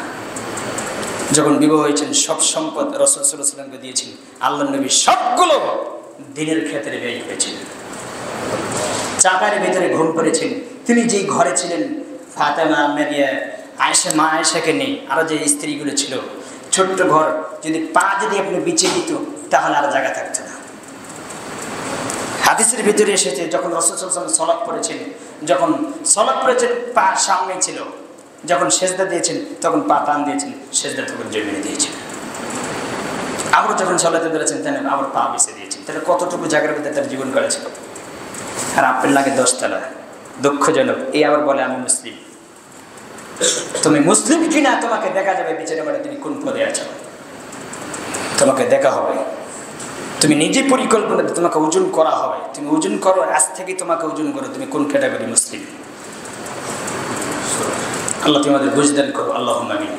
সে নবী মুহাম্মদ সাল্লাল্লাহু আলাইহি সাল্লামকে আল্লাহ বলছেন, হে মুহাম্মদ সাল্লাল্লাহু আলাইহি সাল্লাম, আপনি বলেন, আপনি যদি বলেন এই মক্কা মদিনা আমি স্বর্ণে রূপান্তরিত করে দেব আপনার জন্য। রাসূল সাল্লাল্লাহু আলাইহি সাল্লাম বলেছেন, আল্লাহ আমি দুনিয়া চাই না, আমি চাই তোমার মুহাব্বত, আমি তোমার ভালোবাসা। এবং মরার টাইমে তিনি বলেছেন, আল্লাহুম্মা গফিরলি ওয়ারহামনি ওয়ালহিকনি বিররিফকিল আলা। হে আল্লাহ, তুমি আমাকে মাফ করো, আমার প্রতি রহম করো, এবং সুমহান বন্ধু আপনি আমার, আপনার সাথে আমাকে সাক্ষাৎ করার তৌফিক দান করেন। দিন রাত তিনি ছিলেন পরকালমুখী। সেকেন্ডের ভিতরে তাকে আপনি দুনিয়ামুখী করতে পারেন। চিন্তা করেন আপনি, সে নবী ছিলেন রাষ্ট্রের নায়ক, দুনিয়া তাকে খেয়াল করতে পারেন। সাহাবীরা ওইভাবে করেছে, জীবন গড়েছে। আল্লাহ তোমাদের বুঝদান করো। সে নবী কুরবানি দেন না। এক সময় ছিলেন অভাবে, এমন রাত দিন গিয়েছে রাসূল সাল্লাল্লাহু আলাইহি সাল্লামের ঘরে খাবার ছিলেন না। বহুদিন তিনি সিয়াম থেকেছেন। তিনি যখন বেঁচে ছিলেন, মারা যাওয়ার পরে 9টা স্ত্রী তারা বেঁচে ছিলেন। মারা যাওয়ার পরে কয়টা স্ত্রী ছিলেন? 9 জন স্ত্রী ছিলেন রাসূল সাল্লাল্লাহু আলাইহি সাল্লামের। এই 9 জন স্ত্রীর ঘরে মারা যাওয়ার আগে তিনি বেশ কয়েকদিন আগে, মানে ভালো দিন আগে তিনি সিয়াম থেকেছেন। ঘরে ঘরে গিয়েছেন, কিছু খানা আছে, একটু খানা খাবো, আমার পেটে খুব ক্ষুধার্ত। কোনো স্ত্রী ঘরে খাবার পানি। তখন তিনি বলেছেন, আচ্ছা ঠিক আছে, আমি তাহলে সিয়াম থাকলাম। তিনি রাষ্ট্রে, আর আপনার ঘরে খানার অভাব নেই, আপনি সেই নবীর উম্মত, আপনি ব্যাংক ব্যালেন্সের অভাব নাই, কিন্তু আপনাকে 10টা টাকা কিছু টাকা অভাব মানুষের জন্য আপনি ব্যয় করবেন, এতটুকু আপনার সাধ্য করে না।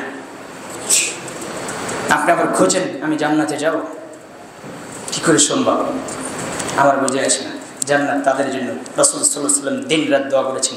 বুখারী, মুসলিম, তিরমিজি, আবু দাউদ, নাসাই ইমামগুলো কোট করেছেন। আপনি দেখবেন রাসূল সাল্লাল্লাহু আলাইহি ওয়াসাল্লাম দিন রাত দোয়া করেছেন, হে আল্লাহ কাল কিয়ামতের দিন আমাকে মিসকিনের কাতারে তুমি করো, মিসকিনের কাতারে অন্তর্ভুক্ত করো, মিসকিনের কাতারে আমাকে দাঁড় করে। মা এসে বলছেন কি ব্যাপার, বুঝলাম না বিষয়টা। প্রায় সময় তিনি দোয়া করেন মিসকিনের কাতারে তিনি বিচরে মারে থাকতে চান, বিষয়টা কি? তিনি জিজ্ঞেস করলেন, ইয়া রাসূলুল্লাহ সাল্লাল্লাহু আলাইহি ওয়াসাল্লাম আপনি যে মিসকিনের কাতারে থাকতে চান বিষয়টা বুঝলেন না। তখন তিনি বলছেন, আয়েশা শুনে রাখো, কাল কিয়ামতের দিনে অর্থশীল ধনার্থ ব্যক্তির আগে জান্নাতে প্রবেশ করবে 500 বছর আগে গরিবরা, অথচ একটা দিন হবে 50,000 বছরের দিন। এটা কি ওই গরিব যে গরিবের সালাত নেই, যে গরিবের সালাত নেই, দিন নেই, ধর্ম নেই, কিছু নেই, ও গরু ছাগলের মতন চলে খায় আর হাগে, এরকম মুসলিম? ওই গরিবের কথা বলছে যে দিনের উপর অঢল আছে, পেটে কষ্ট আছে, কিন্তু ঈমান ছাড়তে রাজি না। দিন রাত দিন চলে না, খেতে পায় না, কিন্তু বউকে পর্দার ভিতরে রাখি, পর্দার বাহিরে রাখে নেই, ওই গরিব।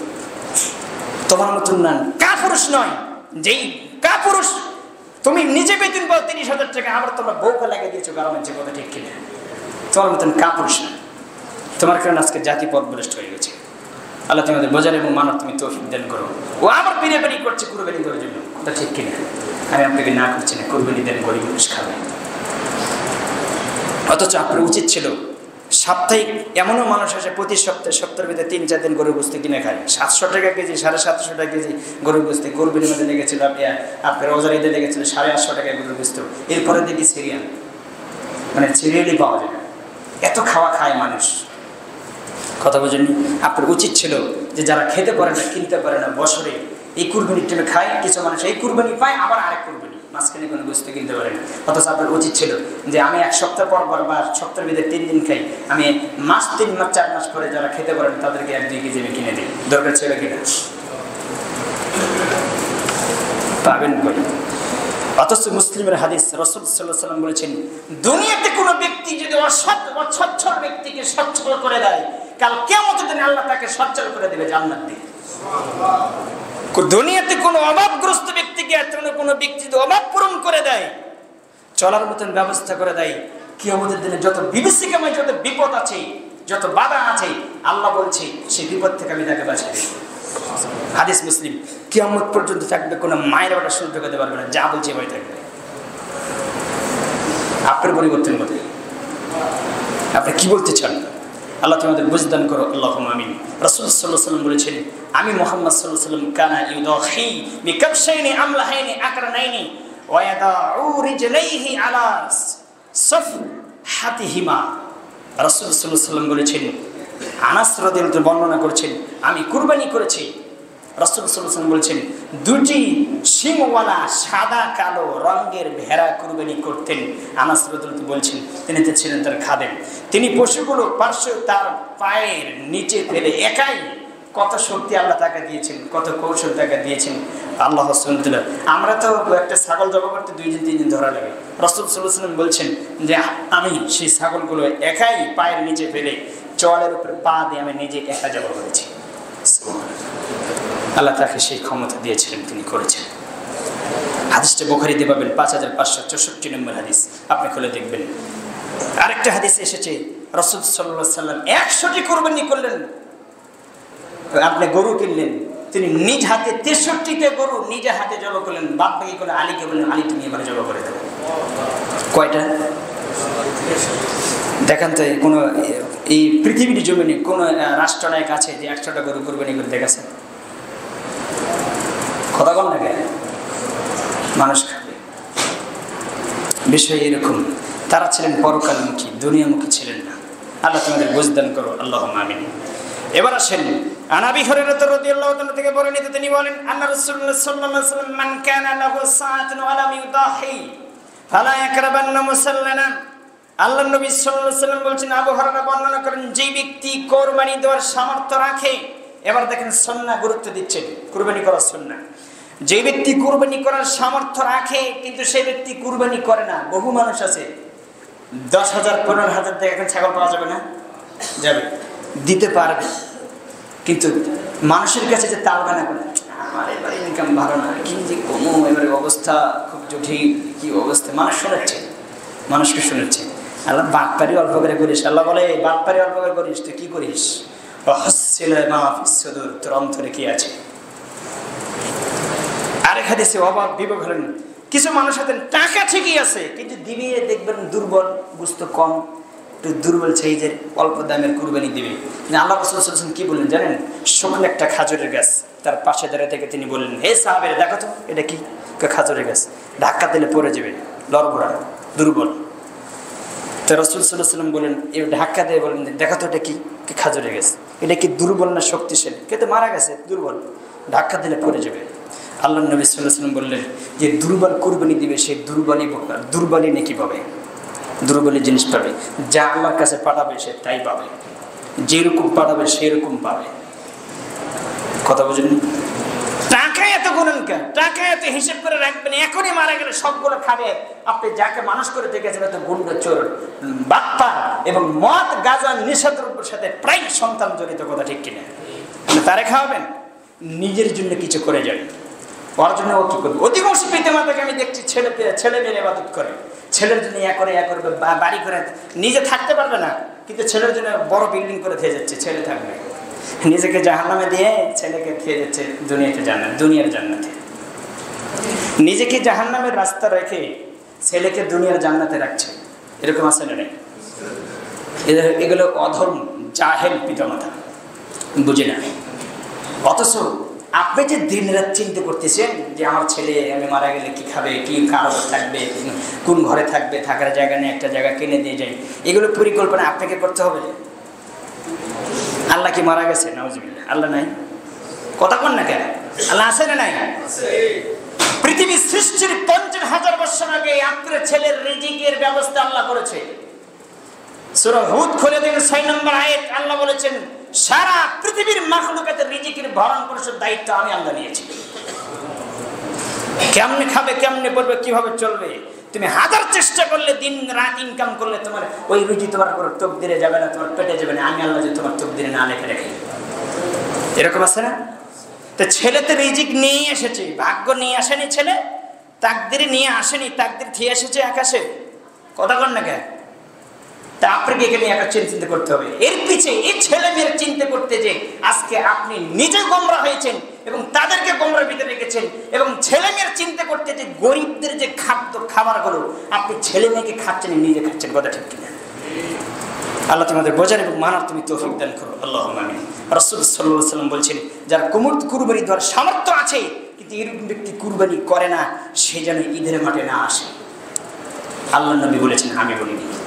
রাসূল সাল্লাল্লাহু আলাইহি ওয়াসাল্লাম বলেছেন যে ব্যক্তি কুরবানি দেওয়ার সামর্থ্য রাখে কিন্তু সেই ব্যক্তি কুরবানি কি করে নাই, কুরবানি করে না, সে যদি কোথায় না যায় তো ও তো আগে যাবে। আল্লাহ নবী বলছেন সে যদি ঈদের মাঠে না যায় তো ও তো আগে যেয়ে বসে আছে সামনে কাতারে, আছে না নাই? আচ্ছা, এর দ্বারা এই হাদিস প্রমাণ করে কুরবানি দেওয়া একটা গুরুত্বপূর্ণ সুন্নাহ, গুরুত্বপূর্ণ সুন্নাহ। আল্লাহ তোমাদের মানার এবং বোঝার তুমি তৌফিক দান করো।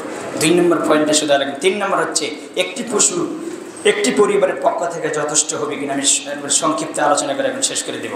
একটি পরিবারের পক্ষ থেকে একটি কুরবানি দিলে যথেষ্ট হবে ইনশাল্লাহ। তবে যদি সামর্থ্য সবারই থাকে, পরিবারের 5টা ছেলেরই কুরবানি দেওয়ার সামর্থ্য আছে, টাকা পয়সা আছে, দেবেন। মুহাম্মদ সাল্লাল্লাহু আলাইহি ওয়াসাল্লাম যদি একা 100টা দিতে পারেন তা আপনি পরিবারের 5টা থেকে 5টা দিলে সমস্যা হবে? দেবেন, গরিবরা খাবে, আল্লাহর জন্য বিলিয়ে দিবেন, আল্লাহকে দেখে দিবেন, আল্লাহ দেখো তুমি যেরকম আমাকে সম্পদ দিয়েছো সেরকম আমি তোমার রাস্তা ব্যয় করে দেখালাম, তুমি শুধু কবুল করো, আমি তোমাকে সন্তুষ্ট করতে চাই। কারণ টাকা পয়সা বেশি থাকলে ফেতনা। টাকা কেমনে ফেতনা? আপনি যত রাখবেন দেখবেন রাখবেন কই, থুবেন কই, এবার কোন ব্যাংকে রেখে শেফালি ব্যাংক না রূপালী ব্যাংক না কোন ব্যাংকে রাখবেন, কারে দেবেন, আবার সেখানে কত সুদের কারবারি, আবার ছেলে মেয়েকে যদি সেখান থেকে ছেলে মেয়ে নিয়ে গেন নিষিদ্ধ দ্রব্যের সাথে জড়িত হবো, বা পরোক্ষ প্রেমের সাথে জড়িত হবো, বা কোনো অন্যায় কাজে লিপ্ত হবো, হবে না? হবে। টাকা বেশি, টাকার কোনো ফেতনা দেখছেন। এই জন্য আল্লাহ বলছেন ইন্নামা আমওয়ালুকুম ওয়া আওলাদুকুম ফিতনা, তোমার ধন সম্পদ হচ্ছে ফেতনা, তোমার ছেলে মেয়ে হচ্ছে তোমার জন্য পরীক্ষা এবং ফেতনা। এই জন্য আপনি খরচ করে শিখেন, ব্যয় করে শিখেন। আল্লাহ তুমি আমার মানার এবং বোঝার তুমি তৌফিক দান করো, আল্লাহুম্মা আমিন। তাহলে কুরবানি পরিবারের পক্ষ থেকে একটি করলে হবে, যদি সামর্থ্য সবারই থেকে তো সবাই করবেন, ইনশাআল্লাহ যা পাবেন। এবার আপনাকে 4 নম্বর বিষয়ে আমি জানালাম যে বিষয়গুলো বিস্তারিত বলার চেষ্টা করছি সংক্ষিপ্ত সময়ে যতটুকু পারি আপনাদেরকে বলবো ইনশাল্লাহ। 4 নম্বর হচ্ছে মৃত্যু ব্যক্তির নামে কুরবানি করা যাবে কিনা, এরকম আছে না নাই? মৃত্যু ব্যক্তির নামে কুরবানি করা যাবে না, জীবিত ব্যক্তির জন্য কুরবানি করতে হবে। মৃত্যু ব্যক্তির জন্য আপনি দান করবেন, কি করবেন? মৃত্যু ব্যক্তির জন্য কি করবেন? দান করবেন। যে হাদিসটি প্রমাণে এসেছে যে মৃত্যু ব্যক্তির কুরবানি, এটা হাদিস ঠিক নয়, কারণ মৃত্যু ব্যক্তির নামে কুরবানি করার প্রমাণে সহি কোনো হাদিস নেই, কোনো হাদিসই পাওয়া যায় না মৃত্যু ব্যক্তির নামে কুরবানি দেওয়া, অথবা জীবিত ব্যক্তির জন্য কুরবানি করবেন। এবার আসেন 5 নম্বর প্রশ্ন, জিলহজ মাসের চাঁদ উঠে গেলে আরও কয়দিন আছে? শনি রবি সোমবার ঈদ, 3 দিন আছে, যেটা আমি গত সময় বলিনি। চাঁদ উঠে গেলে এখন মানে মুরগি বা হাঁস এই জাতীয় কোনো প্রাণী জবাই করা যাবে না, এটা কুসংস্কার আমাদের ভিতরে আছে না? আছে। আমি গত সময় একটা কথা বলে গেছি, যারা কুরবানি দিবে, শুধু যারা কুরবানি দিবে তাদের জন্য খাস হাতের কাটা যাবে না, মুছ কাটা করা যাবে না। অর্থাৎ শরীরের যে অতঙ্গ যেগুলো কাটেন আপনি, এই কয়দিন কাটা, 10 দিন কাটা যাবে না, কুরবানি পরে কাটবেন। কাদের জন্য? যারা শুধু কুরবানি দিবে তাদের জন্য খাস এই হাদিসটি। যারা কুরবানি দিবে না তাদের জন্য না, তারা কাটতে পারে না, এটা গত সময় আমি বলিনি। তাহলে 5 নম্বর গেল। 6 নম্বর হচ্ছে কুরবানির পশুর বয়স কত? বয়স প্রমাণে এরকম পাওয়া যায় না, তবে হাদিসের ভিতরে এসে জাবের থেকে বর্ণিত, তিনি বলেন রাসূল সাল্লাল্লাহু আলাইহি ওয়াসাল্লাম বলছেন লা তাযবু ইল্লা মুসিন্না, আল্লাহ রাসূল সাল্লাল্লাহু আলাইহি ওয়াসাল্লাম বলছেন তোমরা দাঁতিল ছাড়া কুরবানি করো না। দুধের দাঁত পড়ে গেলে পরে যে দাঁত বের হবে যে প্রাণীর, সেটা হচ্ছে দাঁতিল। এই দাঁতিল ছাড়া তোমরা, মুসিন্না শব্দের অর্থ হচ্ছে দাঁতিল, দাঁতিল ছাড়া তোমরা কি করো না? কুরবানি করো না। আল্লাহ রাসূল সাল্লাল্লাহু আলাইহি ওয়াসাল্লাম নিষেধ করেছেন। তাহলে আপনি দাঁতিল হতে কি পরিমাণ লাগবে আপনি সেইভাবে। তবে আকিকার জন্য কোনো শর্ত নেই, আকিকার জন্য কি নাই? খুতবার ভিতরে মাঝে মাঝে কথার শব্দ আসে,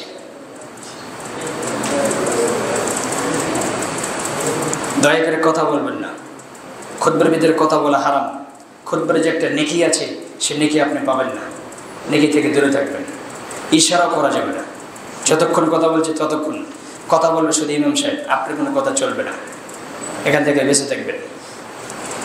তে দাঁতিল ছাড়া কুরবানি করা চলবে না। এবার আসেন 7 নম্বর হচ্ছে, অনেকে বলে খাসি দেওয়া যাবে কি?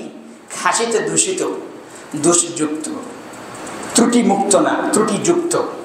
তাহলে খাসি ত্রুটিযুক্ত মানে তাকে খাসি করা হয়েছে। তে দলিল আছে, খাসি কুরবানি করা যাবে। রাসূল সাল্লাল্লাহু আলাইহি ওয়াসাল্লামের হাদিস ইবনে মাজাহ খুলবেন 3122 নম্বর হাদিস। রাসূল সাল্লাল্লাহু আলাইহি ওয়াসাল্লাম যে কুরবানি করেছেন, যে কাবশাইনে, আজিমাইনে, সামিনাইনে, আকরানাইনে, আমলাহাইনে, মাওজুয়ানে, আল্লাহ রাসূল সাল্লাল্লাহু আলাইহি ওয়াসাল্লাম যে কুরবানি করেছেন, সে কুরবানি ছিল মোটা তাজা, আল্লাহ রাসূল বলেছেন। এবং মানে মাংসযুক্ত, খুব মোটা তাজা ছিলেন, হষ্টপুষ্ট ছিলেন, শিংযুক্ত ছিলেন, ধূসর বর্ণের খাসি করা মেষ ক্রয় করতেন। অর্থাৎ যাকে ছড়ে দেওয়া হয়েছে, খাসি করা হয়েছে, এই খাসি আল্লাহ রাসূল সাল্লাল্লাহু আলাইহি ওয়াসাল্লাম কুরবানি করেছেন। এই হাদিস প্রমাণ করে খাসি কুরবানি করা যাবে, কোনো সমস্যা নেই। কথা বোঝেন?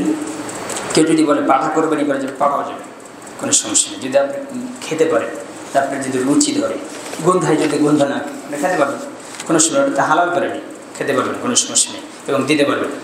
8 নম্বর হচ্ছে একই পশুতে কুরবানি, একই পশুতে আকিকা চলবে কি? আছে না নাই? একই পশুতে কুরবানি এবং আকিকা চলবে না, তাহলে বাতিল হয়ে যাবে কুরবানি। আকিকাও হবে না, কুরবানিও হবে না, তবে গোশত হারাম। আমি বলছি না গোশত হারাম, ওই প্রাণীর গোশত হালাল, খাওয়া যাবে, কিন্তু কুরবানিও হবে না, আকিকাও হবে না। 2 কাজের জন্য 2টি জিনিস লাগবে, 2 প্রাণী লাগবে। আকিকার জন্য আলাদা প্রাণী, কুরবানির জন্য আলাদা প্রাণী। বরং আকিকার জন্য কোনো শর্ত নেই, দাঁতিল লাগবে না, একটা হলি হলো। কত যার সাথে জান আছে, যে 6-7 বার 10 বার বাচ্চা দিয়েছে, আপনার সামর্থ্য আছে 5000 টাকা দিয়ে কিনবেন, কেনেন, কোনো শর্ত নেই। যদি কান কাটা হয় চলবে আকিকার জন্য, তবে কুরবানির জন্য চলবে না। কুরবানির জন্য হষ্টপুষ্ট মোটা তাজা লাগবে, এটা শর্ত, দাঁতিল শর্ত। আকিকার জন্য কোনো শর্ত নেই। ইসলাম এরকম প্রতারণার ধর্ম না যে একটাতে 2 কাজ সারবেন, এত চালাক। অতএব 2 কাজের জন্য 2টাই লাগবে। 9 নম্বর হচ্ছে যে যেটা কিছুক্ষণ আগে বলছিলেন, কুরবানির পশুর লং, শিং, খোর ইত্যাদি, এই কথা কি ঠিক যে বিচারের মাঠে ওজন করা হবে? এই কথা মিথ্যা। এই হাদিস জয়ীফ, হাদিসের নম্বর আমি বলে দিচ্ছি, যে হাদিসের উপমা দেওয়া হয় এই ইমাম সাহেবের 1493 নম্বর হাদিস, দেখবেন হাদিসটি জয়ীফ, হাদিস নেওয়া যাবে না, গ্রহণযোগ্য নয়, এখান থেকে আপনি বেঁচে থাকবেন। রাসূল সাল্লাল্লাহু আলাইহি সাল্লাম স্পষ্টভাবে বলেছেন এখান থেকে আপনাকে বেঁচে থাকতে হবে। কোরআনের আয়াত আছে সূরা হজের 37 নম্বর আয়াত, দেখে নেবেন। 10 নম্বর হচ্ছে জিলহজ মাসের কয়েকদিন তাকবীর পাঠ করতে হবে। তাকবীর পড়েছেন, বাকি 7 দিন যে গেল, আমরা যে 7 দিন চলে গেছে গত, আর মাত্র 3 দিন আছে, তো তাকবীর পড়েছেন প্রত্যেক সালাতের পরে, এমনি সামনে পড়েছেন আল্লাহু আকবার, আল্লাহু আকবার, লা ইলাহা ইল্লাল্লাহু, আল্লাহু আকবার, আল্লাহু আকবার, ওয়া লিল্লাহিল হামদ। আপনি পড়েন মনে মনে, যতবার ইচ্ছে পড়তে থাকেন। অনেক ইবাদতের কথা যে আমি বলেছি করেন। কত তারিখ পর্যন্ত চলবে? 9 তারিখ থেকে শুরু করে 13 তারিখ পর্যন্ত চলবে, 13 তারিখ আসর পর্যন্ত, অর্থাৎ 4 দিন কুরবানি চলবে। 10 তারিখ থেকে 13 তারিখ পর্যন্ত কুরবানি চলবে এবং তাকবীর চলবে। আর সাধারণ যে তাকবীর সেটা 4 দেখার পর থেকে 9 তারিখ পর্যন্ত, আবার বিশেষ তাকবীর 9 তারিখ থেকে 13 তারিখ পর্যন্ত, কুরবানি চলবে 13 তারিখ পর্যন্ত, আসর পর্যন্ত। আসর পর্যন্ত আপনি তাকবীর পাঠ করতে পারবেন। এবার 11 নম্বর হচ্ছে কুরবানি গোশত কয় ভাগ করবেন? প্রশ্ন তো এই জায়গায়। যদি আমরা বলতেন কুরবানি গোশত 3 ভাগ করবেন, ধরেন আপনি 10 ভাগ করে 9 ভাগে আপনি নেবেন, 1 ভাগ গরিব মিসকিনকে দেবেন, কত যে খুশি হতো না দের বলি বাসে। কুরবানি গোশত কয় ভাগ করবেন কোরআন হাদিসে কোথাও নেই, এটা আলেমদের ইজতিহাদ। তবে আল্লাহ সুবহানাহু ওয়া তাআলা বলছেন ফাকুলু মিনহা ওয়া আতিমুল কানি ওয়াল মু'তাররা। আল্লাহ সুবহানাহু ওয়া তাআলা বলছেন কুরবানি গোশত তুমি নিজে খাও, এবং যারা জাউনছা করে, জাউনছা বুঝেন, যারা চায় ভিক্ষা, যারা ভিক্ষা করে আপনার কাছে হাত পাতে, তাদেরকে দাও। যারা চায় না, চাইতে পারে না এবং না খেলেও তৃপ্তি হয় না, এরকম লোক আছে না নেই, তারা হলো মিসকিন। আল্লাহ বলেছেন সূরা বাকারার 274 নম্বর আয়াতের আগেতে দেখবেন আল্লাহ বলছেন এরকম লোককে তোমরা খুঁজে খুঁজে দাও।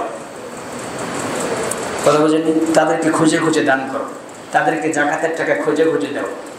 আল্লাহ সুবহানাহু ওয়া তাআলা বলেছেন যে চায় তাকে দাও, যে চায় না তাকে দাও, এবং তুমি নিজে খাও। এই হিসেবে আল্লাহ সুবহানাহু ওয়া তাআলা বলেছেন, এই হিসেবে আরেক ওলামা বলেছেন 3 ভাগ করে দেয়। কথা বুঝলেন? তাহলে নিজে খাবেন এবং গরিব মিসকিন দুস্থ গরিবদেরকে খাওয়াবেন। ফাকুলু মিনহা ওয়া আতিমুল বাইসাল ফাকির, সূরা হজের 28 নম্বর আয়াতে আল্লাহ বলেছেন যে কুরবানি গোশত তুমি নিজে খাও এবং খাওয়াও দুস্থ গরিবদেরকে এবং অভাবীদেরকে, যারা খাইতে পারে না তাদেরকে খাওয়াও। এটা আল্লাহ শান্তি, আল্লাহ খুশি। কি আল্লাহ সুবহানাহু ওয়া তাআলা বলছেন, কোন গরিব লোককে যখন কোনো ব্যক্তি খাওয়ায় তখন আমি আল্লাহ তার প্রতি সন্তুষ্ট হয়ে যাই।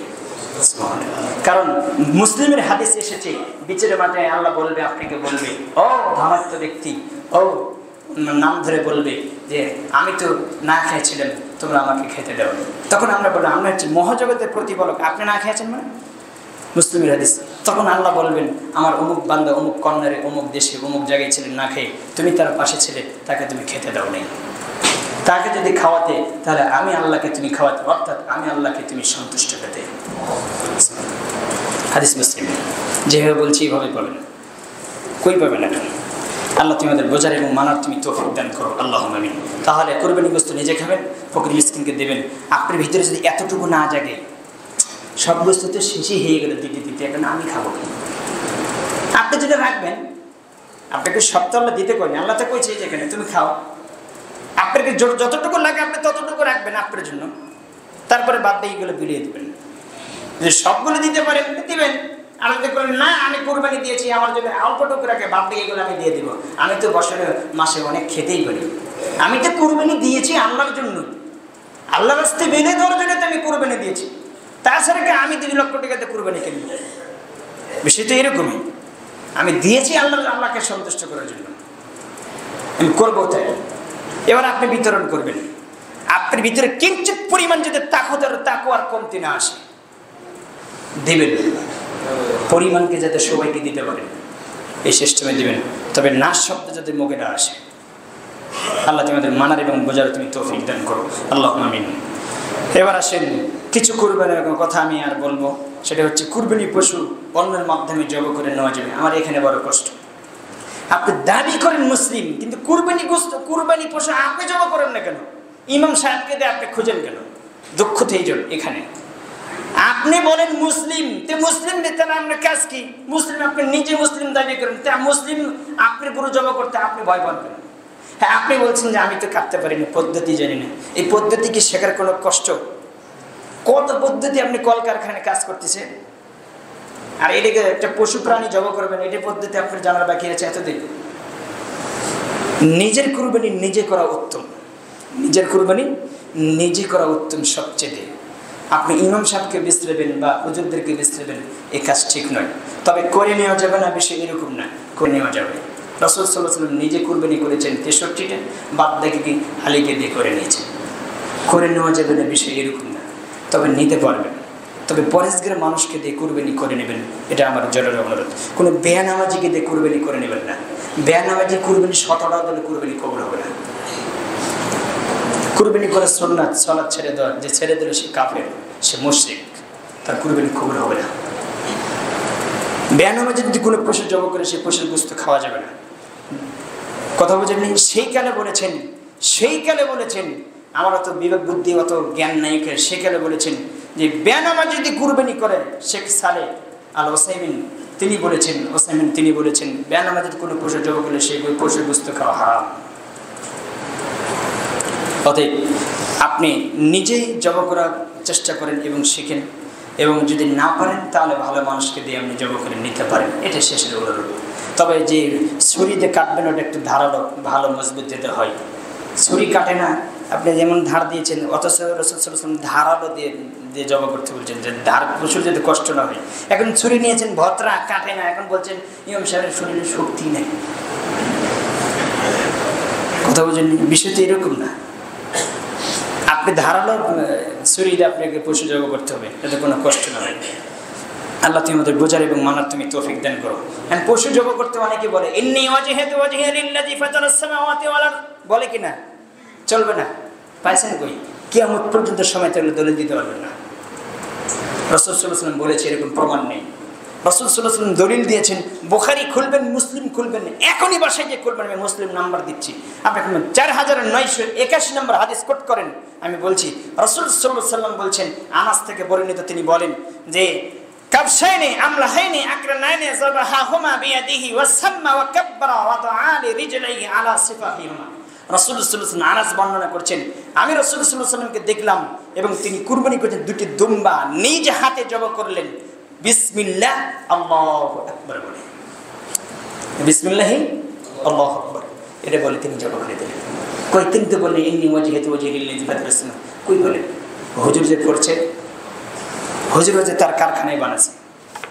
কথা বলছেন, ওই কারখানার দোয়া নেন না, হুজুরকে একটু চেনার চেষ্টা করেন। টাকা পয়সা যে কারে খাওয়ান মানুষ খুঁজে পান না, পরের গানে মানুষের পিছিয়ে টাকা ব্যয় করেন, দুনিয়াতে ধন্য হবেন, পরকালে ধন্য হবেন। পরের গানে মানুষের পিছিয়ে টাকা পয়সা ব্যয় করেন, দুনিয়াতে ধন্য হবেন, পরকালে ধন্য হবেন। যার ভিতরে দ্বীনের জ্ঞান আছে, তাওহীদের জ্ঞান আছে, তার পিছিয়ে টাকা ব্যয় করেন, সে আপনাকে পরকালে সুসংবাদ দিতে পারবে। কারণ আল্লাহ একটা সুপারিশ রাখবে, সত্যবাদীর মানুষের পক্ষ থেকে সুপারিশ রাখবে। সিদ্দিকিন, সত্যবাদী, আল্লাহ তাদেরকে বলবে তোমরা যাকে বলছে তুমি জান্নাতে সুপারিশ করে নিয়ে যাও। আমি সময় সাপেক্ষে দলিল দেব কোরআনের আয়াত থেকে ইনশাল্লাহ। অতএব তাদের পিছিয়ে ব্যয় করে শেখেন যে আন্দাজকের বেদাতি মাজার পুজোরি, আপনার মাযহাব পুজোরি এবং হকের বিরোধী দিনরাত বেদাত শিরকের সাথে জড়িত, তার পিছিয়ে দিনরাত আপনি টাকা ব্যয় করেছেন, এই টাকার আপনাকে জবাব দিতে হবে। আল্লাহ তোমাদের বুঝে দান করো, আল্লাহুম্মা আমিন। বলছিলাম আর লম্বা আমি করব না, যতটুকু বলছি আমরা এতটুকুই আমাদের জন্য যথেষ্ট। যে বিষয়ে আমি এখন বলবো, যে কিছু কিছু মানুষ প্রশ্ন করে যে হারাম টাকা দিয়ে কুরবানি করলে কুরবানি হবে কি? এই বিষয়ে প্রশ্ন করা ঠিক হয়নি। হারাম টাকা আপনি নিজেরটা চেষ্টা করেন যে হারাম কিনা হালাল কিনা। কারণ রাসূল সাল্লাল্লাহু আলাইহি ওয়াসাল্লাম বলছেন, তোমরা মানুষের অন্তর খুঁজে, মানুষের দুষ্টত্রুটি খুঁজে খুঁজে বের করো না। হারাম টাকাতে দিলে কিনা হালাল টাকা দিল আপনাকে আন্দাজ করে ফটো আপনি দিতে পারবেন না। কিছু মানুষের এক সাইড দেখবেন হারাম ইনকাম আছে, আর এক সাইড দেখবেন হালাল ইনকাম আছে না না? আচ্ছা, কাবা ঘর নির্মাণ করা হয়েছে, যে আবু জেহেল ছিলেন কাবা ঘরের সভাপতি, তারা ইবাদত ঠিকই করেছে, সালাত পড়েছে, তারা সেলাত মানে পাশাপাশি শিরিক করেছে, আল্লাহর সাথে অংশীদার স্থাপন করেছে, কিন্তু তারা ওই কাবা ঘরে হারাম টাকা ঢোকেনি। তাদের কি হারাম ইনকাম ছিল না? ছিল। তারা হালাল টাকা ঢোকেছে। তো কিছু মানুষের হারামও ইনকাম আছে, হালালও ইনকাম আছে, সে যদি হালাল টাকাতে দিয়ে থাকে, আল্লাহু আলাম কারটা কবুল হবে আপনারটা আপনি বুঝেন, আপনি বোঝার চেষ্টা করেন। আপনার পোশাকে কত দাগ আছে এটা নিয়ে আপনি ভাবেন না, আপনি আরেকজন নিয়ে ভাবেন না। আমাদের বড় সমস্যা এটা যে শুধু আরেকজনকে নিয়ে ভাবি, নিজেকে নিয়ে ভাবার কোনো খবর নেই। আছে না নেই? আল্লাহ তোমাদের বুঝদান করো, আল্লাহুম্মা আমিন। হালাল টাকা দেন হারাম টাকা দেয়, এটা বিবেচনা কিয়ামতের মাঠে আপনি দেখতে পারবেন, এটা আল্লাহর বিষয়। তবে এগুলো খুঁজে বের করেন না। তবে আপনাদের কাছে অনুরোধ, যেটাই করেন দিনের কাজ, ভালো কাজ, সেটা হালাল টাকা দিয়ে হালাল পন্থায় করার চেষ্টা করেন, এটা হচ্ছে অনুরোধ। আর শেষে যে কিছু কথা বলবো আমি, যে যেহেতু ঈদুল আজহা, যেগুলো কিছু আমল আছে, না খেয়ে ঈদের মাঠে যাবেন এবং তাকবীর পাঠ করবেন এবং সুন্নতি যে পোশাকগুলো আছে সেগুলো পরবেন, তারপরে আপনি সুঘ্রাণ আতর দিবেন, তারপরে আপনি ঈদগাহ মাঠে এসে কিছু খাবেন, এক রাস্তাতে যাবেন আরেক রাস্তায়, এক রাস্তাতে আসবেন আরেক রাস্তাতে যাবেন, তাকবীর বেশি বেশি পাঠ করবেন, পাপে জর্জরিত হবেন না, বেপরদায় থাকবেন না। তবে একটা জরুরি আমি অনুরোধ, এটা আমার ঈদের দিনে ইনশাআল্লাহ আল্লাহ বাসারাকে ঈদের খুতবায় আমি বলবো, তবু আপনাকে আমি আজ এখনো স্মরণ করে দিচ্ছি। অনেক মানুষ, আমি অনেক ভাইকে দেখি ঈদের কুরবানির গোশত কাটতে, গরু কাটতে কাটতে যে জোহরের সালাত পড়ে না, আসেন নেই, বা সালাত তার ছুটে যায়, এটার লক্ষণ ভালো না। সালাত আপনাকে যথাযথভাবে আদায় করে নেবেন। সালাত ব্যতিক্রমী ইবাদত, আপনাকে আমি বুঝাতে পারবো না। এজন্য যারা রাস্তায় থাকেন, যেখানে থাকেন, আপনি দেখছেন যে গাড়িতে আপনি বলছেন 10 মিনিট পরে যে সালাত পড়ি, আসলে সালাত 10 মিনিট পরে যে পড়ি, কেবল আজান হলো, এই লক্ষণ ভালো না। কারণ 10 মিনিট আগে যে গাড়িতে আপনি আছেন, 10 মিনিট আগে 2 মিনিট পরে আপনি অ্যাক্সিডেন্ট হয়ে মারা গেছেন, আপনি সালাত ছাড়া মারা গেছেন। আমার কথা বুঝেনি, মনে বুঝাতে পারিনি। সর্বক্ষেত্রে সর্বাবস্থায় সালাতের রক্ত হওয়ার সঙ্গে সঙ্গে আর কারোর সাথে আপোষ নেই। দুনিয়ার যত বড় প্রেসিডেন্ট আপনাকে ডাকুন না কেন, তার ডাকে সাড়া দেওয়া যাবে না, কারণ এখন আমাকে ডাক দিয়েছে কে? আমার আল্লাহ। আপনি সফল হবেন ইনশাআল্লাহ, আপনি সফল হবেন ইনশাআল্লাহ, তার নমুনা দুনিয়াতে পাবেন ইনশাআল্লাহ। আল্লাহ তোমাদের বুঝদান করো, আল্লাহুম্মা আমিন। সালাত পড়বেন, কুরবানির পিছিয়ে গোশতের পিছিয়ে ছুটতে যে সালাত যেন ছুটে না যায়, জামাত যাতে ছুটে না যায়। আপনি ওখানে ঢেকে দিয়ে এসে আপনি কাজ করেন, বা কাউকে রেখে আপনি যে কোনো কাজ করেন, বা দুইজনকে রেখে আপনি কাজ করেন, বা ওখানেই আপনি জামাত করে সালাত পড়ে নেন। আপনাকে পড়তে হবে। এবং মা বোনদেরকে লক্ষ্য করে বলছি যে ঈদের সালাতে মা বোনদেরকে নিয়ে আসবেন, এটা আপনাদেরকে জরুরি অনুরোধ। কারণ অনেক মা বোন যারা মাযহাবী পন্থী ইবাদত করেন, তারা বাসায় সালাত আদায় করে, ঈদের সালাত মা বোন তারা সালাত হবে না। কারণ জামাতেই ঈদের মাঠেই যে সালাত আদায় করতে হবে, একা একা ঈদের সালাত পড়া বাসায় যায় না, আপনাকে মাঠে যেতে বলছি। রাসূল সাল্লাল্লাহু আলাইহি ওয়াসাল্লাম জামাতবদ্ধভাবে সালাত আদায় করতে বলেছে। কারণ এক রেখাত ছুটে গেলে দ্বিতীয় রেখাত সে পড়ে নেবে জামাতে। যদি আপনার যদি পুরোটাই ছুটে যায়, তাহলে তখন সে একা পড়ে নেবে। যতটুকু বুঝতে পারছি আল্লাহ তুমি আমাদের বোঝার এবং মানব তৌফিক দান করো। শেষে একটা কথা বলছি, সেটা হচ্ছে আগামীকাল আরাফার দিন। কিসের দিন মনে আছে? সে আরাফার দিন। আজকে রাতে খানা খাবেন, জুমার দিন যে রাত আসতেছে শনিবার রাত, আজকে রাতে শেষ রাতে খানা খাবেন, আগামীকাল সারাদিন সেম থাকবেন। রাসূল সাল্লাল্লাহু আলাইহি ওয়াসাল্লাম বলছেন, যে ব্যক্তি একটা সেম পালন করবে 2 বছরের পাপ আল্লাহ তার ক্ষমা করে দেবেন, আগে এবং পরে। এবং মা বন্ধুদেরকে আপনাদের সবাইকে বলছি, মনে করে সবাইকে কেউ জান্নাত না পায় তাদেরকে জান্নাত করে দেবেন এবং সবাই সেম থাকবেন। আল্লাহ তোমাদের মানার এবং বোঝার তুমি তৌফিক দান করো, আল্লাহুম্মা।